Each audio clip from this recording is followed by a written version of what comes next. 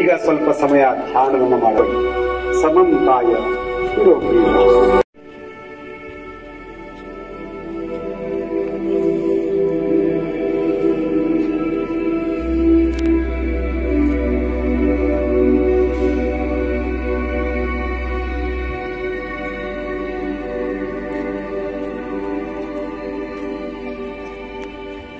ನೋಡಿ, ಈ ರೀತಿಯಾಗಿ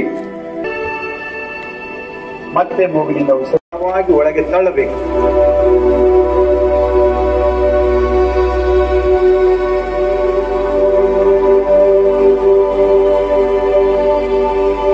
ಒಂದು ತಂತ್ರ.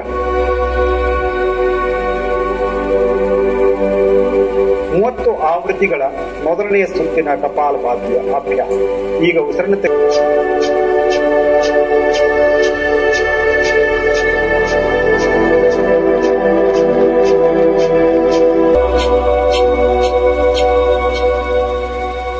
ಬಿಡಿ.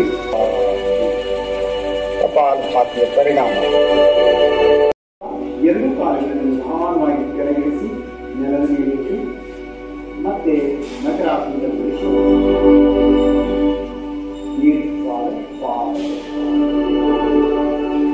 ಈಗ ನಾವು ಬೆನ್ನಿನ ಮೇಲೆ ಮಲಗಿ ಮಾಡುವ ಆಸನಗಳನ್ನು ಅಭ್ಯಾಸ ಮಾಡೋಣ.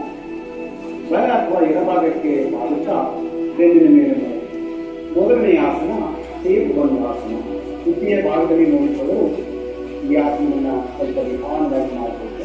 ಎರಡು ಮೊಳಕಾಲುಗಳನ್ನು ನೋಡುತ್ತಾ ನಿಮ್ಮ ಹಿಮ್ಮಡಿಗಳನ್ನ ಪುಷ್ಪದ ಹತ್ತಿರ ಪಾದದ ಕೀಲುಗಳನ್ನ ಸರಿಯಾಗಿ ತಿಳ್ಕೊಳ್ಳಿ. ನಿಧಾನವಾಗಿ ಉಸಿರನ್ನು ತೆಗೆದುಕೊಳ್ಳುತ್ತಾ ಪುಷ್ಪ ಮತ್ತು ಬೆನ್ನನ್ನು ಮೇಲೆ ಕೆತ್ತಿ ದೇಹವನ್ನ ಸೇತುವೆಯ ಆಕಾರಕ್ಕೆ ತನ್ನಿ.